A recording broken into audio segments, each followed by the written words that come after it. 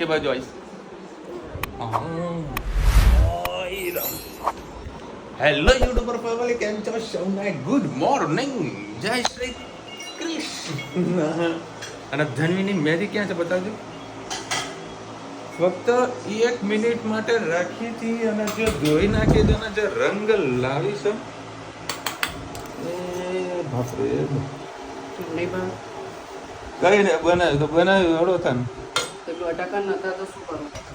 કંઈક તો કરવું પડે. કઢી બનાવી છે. હા, કશો વાંધો નહીં, કશો વાંધો નહીં, કશો વાંધો નહીં. આ બપોરે ટિફિન થયું ને તો એવું કોરું થઈ જાય. ડુંગળી સમારજે તમે થોડી.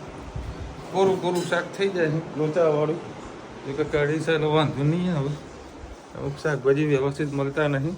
હવે કંકોડા બનાય મમ્મી. હવે કંકોડા, હા, મને ખાવાની ઈચ્છા થઈ કંકોડા જોઈએ. શું વાત કરે? 100 રૂપિયાના 250? આટલે મોંઘા રે. કંકોડા એવા છે ને વગર વાહે ઉગી જાય તો આટલા મોંઘા. પણ કેવા કુણા અને હા, બહુ પૌષ્ટિક છે કંકુ. હા, આ કેને મને છે ને માર કરી દે છે. જુઓ કેવું મારે બતાવજો. કઈ છે મારે? જુઓ આ ચપ્પુ જ ઘુસાડી દે એમ. હા, અને ક્યારના ટાઈમથી એને જો ચપ્પુ પડી. આ તો ખાવો છે ને? આ તો મને તૈયારો થવા દે બેટા. હે જય શ્રી કૃષ્ણ સૌને. મારા સવારના રસોડામાં આપનું સ્વાગત છે. આજે મગની છૂટી દાળ બનાવવાની છે. પાણી ગરમ મૂકી દીધું છે, પાણી થઈ ગયું છે. કંચા પર જેવું તેલ નાખેલું છે. ડુંગળી, લસણ અને લીલા મરચાં. આમાં આદુની પણ ફ્લેવર ખૂબ સારી લાગતી હોય છે. તમને ગમતી હોય તો ચોક્કસથી નાખજો. સરસ આપણે પહેલાં મિક્સ કરી લઈએ. સાથે સાથે મસાલા પણ થોડા કરીએ. તો લીલા મરચાં નાખ્યા, 1 ચમચી લાલ મરચી, હળદર, ગરમ મસાલો, હિંગ, ધાણા જીરું,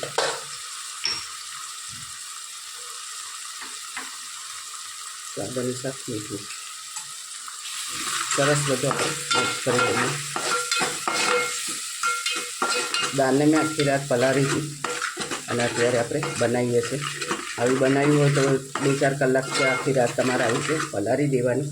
તો દાળ સરસ ફૂલી જતી હોય છે અને ફટાફટ ચડી જતી હોય છે. ગરમ મસાલો થઈ ગયો છે, આપણે નાખી દઈએ દાળ. સરસ બધું મિક્સ કરી લઈએ.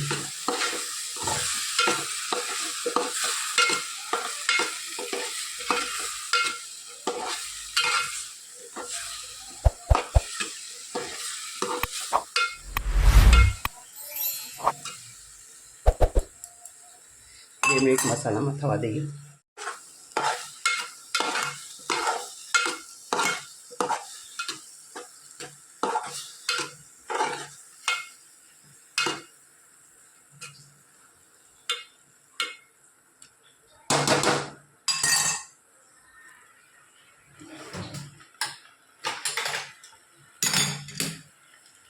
હવે જે આપણે ગરમ પાણી કર્યું હતું તે નાખ્યું.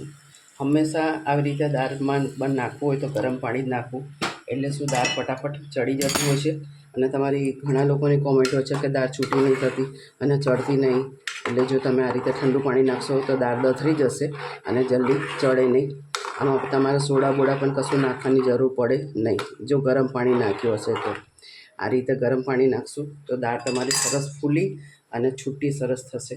કોમેન્ટમાં ચોક્કસથી કહેજો અમારી દાળ કેવી લાગી. જય શ્રી કૃષ્ણ સૌને. મારા સાંજના રસોડામાં આપનું સ્વાગત છે. આજે બનાવી હતી આપણે સવારે મગની છૂટી દાળ. હવે તપેલી ભરીને બચી ગઈ છે, તો હવે એનો કંઈક આપણે ઉપયોગ કરીએ. તો આજે મારી પાસે પાલક નથી, તો મેથીની ભાજીનો ઉપયોગ કરીએ. બજારમાં રુચિતાને મોકલીથી પણ પાલક એને મળી નહીં. અત્યારે જ ફોન આવ્યો કે પાલક મળી નથી. તો મેં કીધું શું કરું?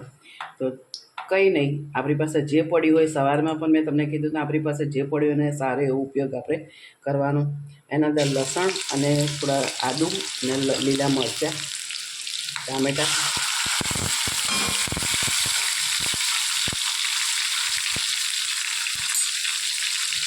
સરસ બધું આપણે પોતે કરી લઈએ.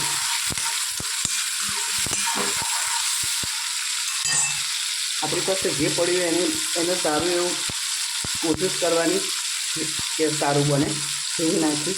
આમાં લીલું મરચું અડધું જ હતું એટલે 2 ચમચી જેટલું આપણે લાલ મરચું નાખીશું, કારણ કે દાળમાં પણ થોડું મરચું મસાલો છે. હળદર, ગરમ મસાલો, ધાણા જીરું, દાળમાં પણ મીઠું છે એટલે ગ્રેવી પૂરતું આપણે મીઠું નાખીશું. સરસ બધું મિક્સ કરી લઈએ. મીઠું નાખીએ એટલે તરત જ આપણે ટામેટાં સોફ્ટ થવા માટે એના અંદર આપણે ભાજી પણ નાખી દઈએ. ભાજી પણ શેકાઈ જાય. આજે સવારે શાક લેવા ગયા હતા પણ યાદ આવ્યું નહીં કે આ રીતે મગની દાળ બચી જશે અને એનો કંઈક ઉપયોગ કરવો પડશે, તો પાલક લઈ જઈએ. અને આજે સવારમાં પણ માર્કેટમાં પણ પાલક દેખાય જ નહીં અમને.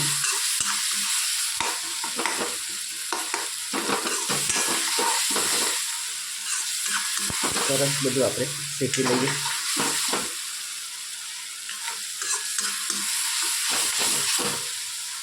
ક્યારેક મેથીની ભાજીમાં પણ મગની દાળ બનાવીને ખાઈને જોજો, ખૂબ ટેસ્ટી લાગે છે.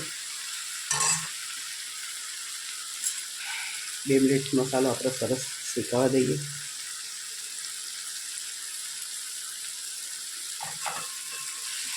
દબાઈ દઈએ એટલે ટામેટાં થોડા સોફ્ટ થઈ જાય. આજે રોટલી નહીં બનાવીએ, બાજરીના રોટલા અને દાળ બનાવીશું. આપણે દાળ નાખી દઈએ, એના અંદર પાણી નાખીએ.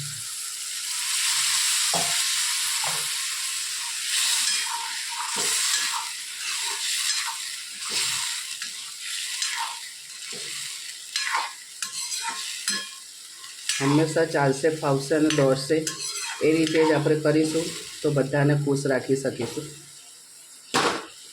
જોયું તમે, પાલક વગર પણ આપણે મેથીની ભાજીમાં આપણે દાળ બનાવી દીધી.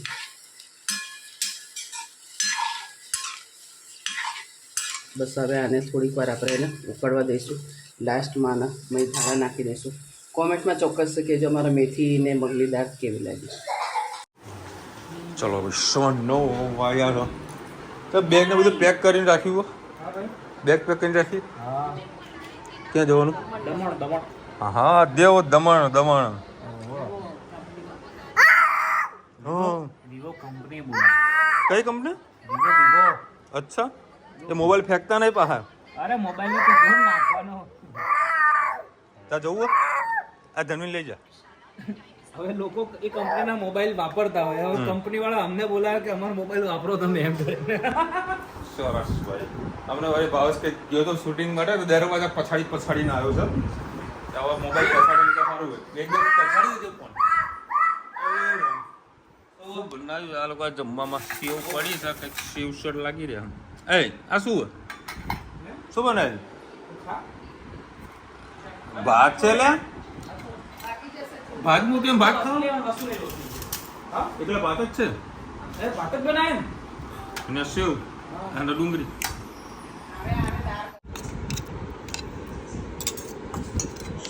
મગ છે, મગની દાળમાં સેવ નાખવાની ભાવશું? એવું છે? આપણે બંને મિક્સ કરીને ખાઈશું કે ટેસ્ટ કંઈક અલગ આવતો હશે. મિસળ પાવ ખાતા ને જો લાગે. એવું છે? ટ્રાય કરીએ. અત્યારે રોટલા ની સાથે ખાઈ લે. એ રસો વાળું છે ને સાઈડમાં રાખી પછી ખાધું મજા પડી જાય. એવું લાગે કે યાર સોનીભાઈ સુહાગા થઈ ગઈ. ઓહ ચાલો તો મોજ કરીએ. હવે શોર્ટ ટાઈમમાં છે ને ટાઈમિંગ મારે ચેન્જ કરવાનો છે, ઘરેથી નીકળવાનો. વહેલા આવવાનું કરજો. ના વહેલા આવવાનું તો પોસિબલ જ થાય એવું નથી. સવારે 8 વાગે ઘરેથી નીકળી જવું, રાત્રે 7 વાગે દુકાન બતાવીશું.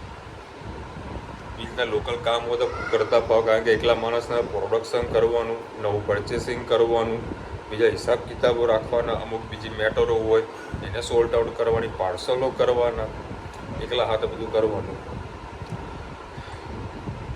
આઈ થિંક ગુરુવારે બધું ફર્નિચરનું કામ છે બધું પૂરું પણ થઈ જશે. એ પૂરું થઈ જાય તો મારા જીવને શાંતિ આવો, કારણ કે અમારું ઓફિસમાં અસ્તવ્યસ્ત બધું પડ્યું હોય, સેમ્પલો બતાવવા હાથે બધું કરવું બહુ તકલીફવાળું કામ થઈ જતું. મારું ટેબલને કાઢી નાખવાનું છું, કાઢવા તો ખુરશી પણ હું સાઈડમાં કરી નાખીશ. માલ કમ્પ્લીટ ગોઠવવા જુઓ અને સેમ્પલ વ્યવસ્થિત કસ્ટમરને બતાવી શકીએ. કારણ કે સિઝનમાં એક સાથે 4-4, 5-5 કસ્ટમર આવી જાય તો હું કેવી રીતે પહોંચી વળું. એની અત્યારથી બધી પ્લાનિંગ કરીને બેઠો કે આપણે વધારે પડતા હેરાન ના થઈએ. હા, શિલ્પાબેન રખી આટલી ગરમ ચા હતી તો ધનુ આટલી બધી બહુ સ્ટ્રોંગ છે, જલ્દી સારું થઈ જશે. તો તમે બધા ક્યાં હતા? અમે બધા અહીંયા જ હતા. હવે ચા એક બાજુ એને કાઢીને મૂકી અને આમ સાઈડમાં રોચિતા નાસ્તો કાઢતી હતી. હવે એને એક વખત એક ચોકલેટ આલી અને એને તને આલવા માટે ચોકલેટ કપની બાજુમાં પડી હતી. તેના મનમાં મેં ચોકલેટ પર હાથ લાગ્યો. ત્યાં આમ જોતાં જોતાં એના હાથ ચા ઉપર પડી ગયો. હવે અચાનક જ થઈ જાય એને તો કોઈ શું કરીએ કે ભલે ગમે તેટલા હોય પણ મુસીબત તો ગમે ત્યારે આવી જાય. આવી રીતે તું અહીંયા ચોકલેટ પડી હતી એના મનમાં, એ લેવા ગઈ એટલે આખી ચા તો એના ઉપર આવી સિચ્યુએશન થઈ છે. અને અનમોની વસ્તુ તમે ગમે તેટલી તકેદારી રાખો, જે થવાનું એ થાય. કઝિન ભાઈઓને રાખડી કોઈએ કરી દીધી તો ગાયત્રીબેન તમે તો જાઓ. ધનવીબેનને દજી ગયા છે પણ રાલનો મલમ લગાડો.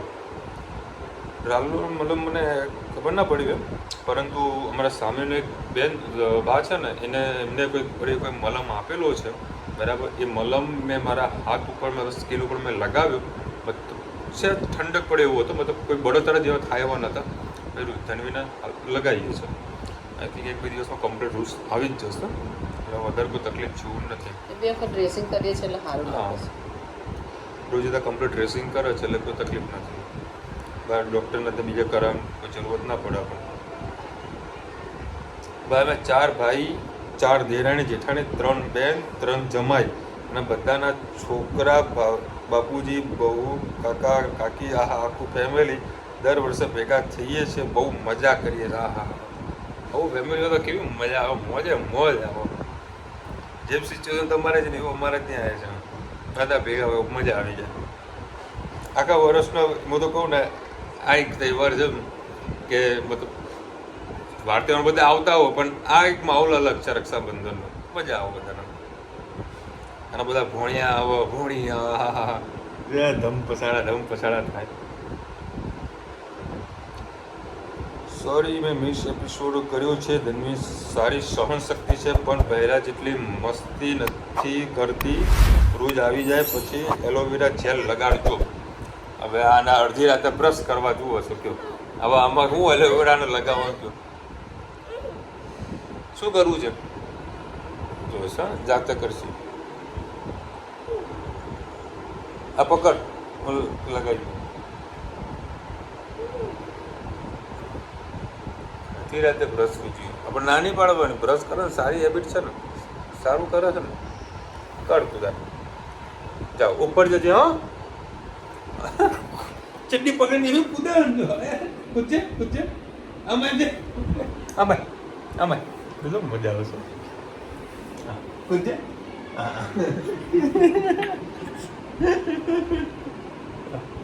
પણ ઢેકલી હલા દેજે.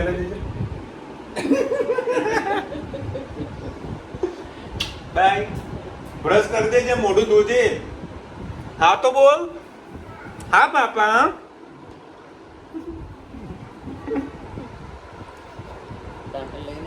ના ઢાંકણ વગર આવી ગયું. સ્પેશિયલ હેડ ટૂથપેસ્ટ કાઢવા માટે.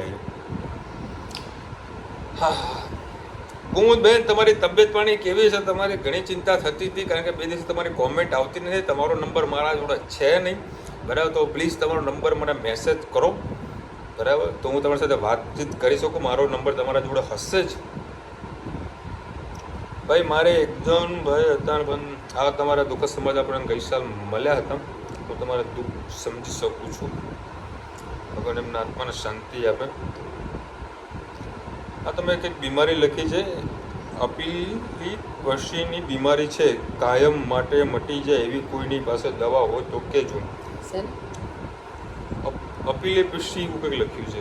મને એક્ઝેક્ટલી મને ખબર ના પડી બેન તમે શું કહેવા માગો છો. ફરીથી કાલે કોમેન્ટમાં જરા કહેજો એકચ્યુઅલીમાં શું પ્રોબ્લેમ છે.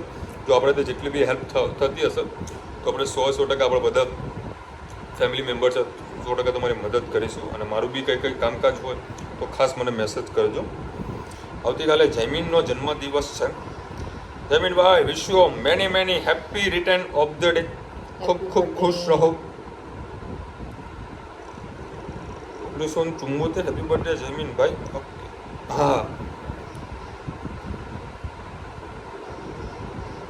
ગાયત્રીબેને મસ્ત કોમેન્ટ કરી છે. હેપી બર્થડે એડવાન્સમાં કીધું છે. તમને પણ થેન્ક યુ કહેજો. તમે નાગર છો. હા ગાયત્રીબેન ચોકટી તો નહીં ગોઠવતા ને. સોરી જસ્ટ મજાક કરું છું. ચોકટું ગોઠવાય તો અમને બહુ લાવો સારો મળે. બે બાજુ કંકોત્રી આવે. આવી ઓળખાણ કરાવવી જરૂરી છે. મને ગમ્યું તમે આવી ઓળખાણ કરી. ચલો મળીશું નવા વિડીયો સાથે નવા મોજ મસ્તી સાથે. ત્યાં સુધી અમને પૂરો જય હિન્દ ભારત માતા કી જય. અને વિડીયો ગમે તો ફટાફટ લાઈક કરો, શેર કરો, સબસ્ક્રાઇબ કરવાનું ભૂલતા નહીં. રાધે રાધે. રાધે રાધે. અને આજે રોટલા શાક ખાવા જે મજા આવી. હા હા પાણીપુરી તો કદાચ આવા 56 બહુ ખાવાની મજા આવે. મોજ આવી ગઈ. મજા આવી ગઈ.